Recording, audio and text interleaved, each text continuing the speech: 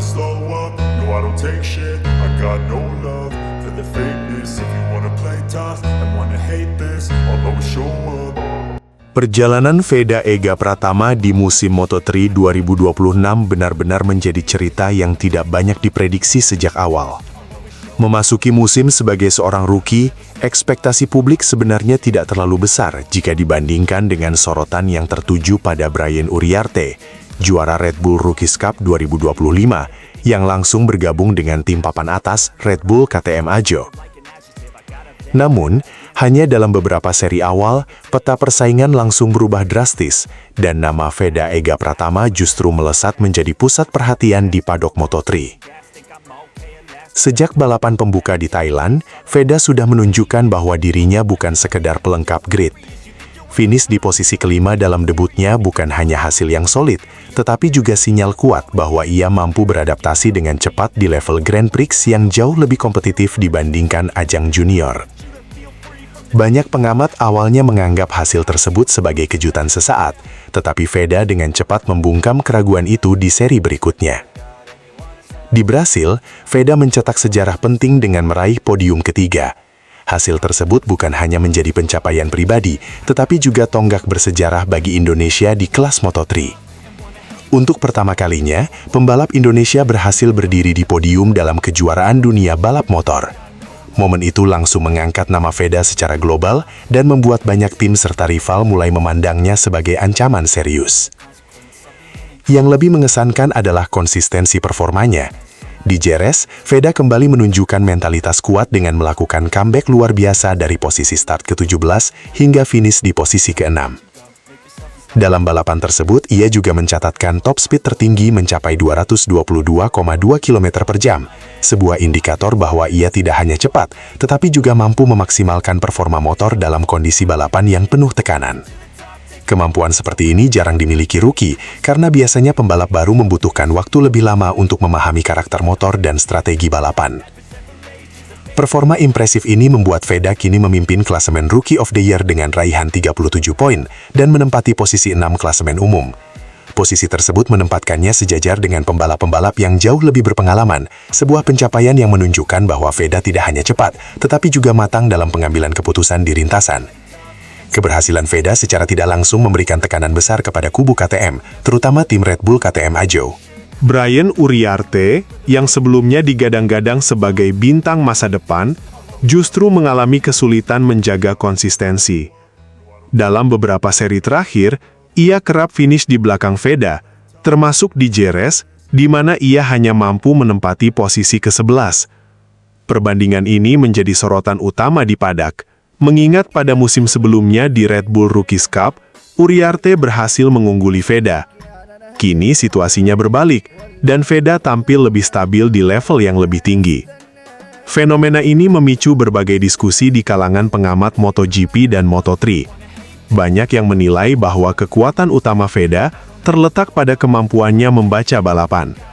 Ia tidak selalu memaksakan diri untuk memimpin sejak awal, tetapi lebih memilih menjaga ritme, menghemat ban, dan menyerang di momen yang tepat.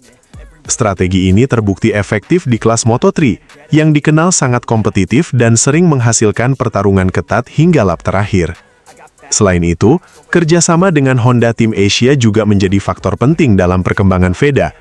Tim tersebut dikenal memiliki pendekatan yang sabar dalam mengembangkan pembalap muda, memberikan ruang bagi Veda untuk belajar tanpa tekanan berlebihan. Kombinasi antara bakat alami dan dukungan tim yang tepat membuat progres Veda terasa sangat cepat dibandingkan rookie lainnya. Kini, perhatian beralih ke salah satu seri paling menantang dalam kalender Moto3, yaitu balapan di sirkuit Bugatti Le Mans. Trek ini memiliki karakter yang unik dengan kombinasi tikungan cepat dan chicane teknis yang menuntut presisi tinggi. Bagi banyak pembalap, Le Mans adalah sirkuit yang sulit diprediksi karena kondisi cuaca yang sering berubah dan tingkat kesulitan teknis yang tinggi. Namun bagi Veda, Le Mans justru menjadi peluang besar. Trek ini termasuk salah satu favoritnya sejak tampil di Red Bull Rookies Cup 2024, di mana ia mampu menunjukkan performa solid. Gaya balap Veda yang agresif namun tetap terkontrol dinilai sangat cocok dengan karakter sirkuit ini. Ia mampu menjaga kecepatan di tikungan tanpa kehilangan stabilitas, sekaligus memanfaatkan akselerasi di trek lurus. Selain target pribadi, Veda juga membawa misi besar bagi Honda. Pabrikan asal Jepang tersebut sudah lama tidak meraih kemenangan di Le Mans sejak terakhir kali menang pada 2019. Situasi ini sering disebut sebagai kutukan Le Mans bagi Honda, karena dalam beberapa tahun terakhir, mereka selalu gagal bersaing di posisi terdepan di sirkuit tersebut. Kehadiran Veda memberikan harapan baru untuk memutus tren negatif tersebut. Hasil tes pasca Jerez semakin memperkuat optimisme. Veda sempat menempati posisi ke-6 dalam sesi tes, menunjukkan bahwa paket motor Honda memiliki potensi yang cukup kompetitif untuk bersaing di Le Mans. Jika mampu memaksimalkan performa tersebut dalam balapan, peluang untuk kembali naik podium, bahkan meraih kemenangan terbuka lebar. Di sisi lain, tekanan tentu tidak kecil. Dengan ekspektasi yang semakin tinggi, Veda harus mampu menjaga fokus dan tidak terbawa euforia.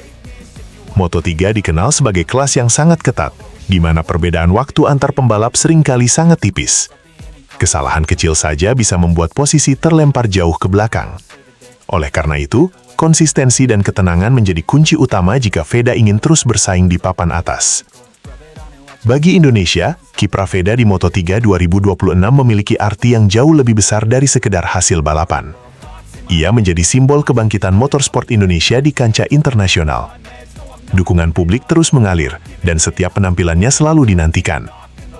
Jika mampu mempertahankan performa ini, bukan tidak mungkin, Veda akan membuka jalan bagi generasi pembalap Indonesia berikutnya untuk menembus level yang sama atau bahkan lebih tinggi. Momentum yang dimiliki Veda saat ini adalah sesuatu yang sangat berharga. Dalam dunia balap, kepercayaan diri dan ritme positif seringkali menjadi faktor penentu kesuksesan. Dengan hasil-hasil awal yang impresif, Veda telah membangun fondasi kuat untuk menjalani sisa musim. Tantangan berikutnya adalah bagaimana ia mempertahankan konsistensi tersebut di tengah tekanan yang semakin besar. Le Mans akan menjadi ujian penting, bukan hanya untuk mengukur kemampuan teknis, tetapi juga mentalitasnya sebagai pembalap muda. Jika mampu tampil maksimal di sirkuit ini, Veda tidak hanya akan memperkuat posisinya di klasemen, tetapi juga semakin mengukuhkan statusnya sebagai salah satu rookie terbaik musim ini. Semua mata kini tertuju pada balapan di Prancis. Apakah Veda mampu melanjutkan tren positifnya dan kembali mencetak sejarah? Atau justru tekanan akan menjadi tantangan terbesar yang harus ia taklukkan? Yang jelas, perjalanan Veda Ega Pratama di Moto3 2026 telah menjadi salah satu cerita paling menarik musim ini, dan Le Mans berpotensi menjadi bab penting berikutnya dalam kisah tersebut.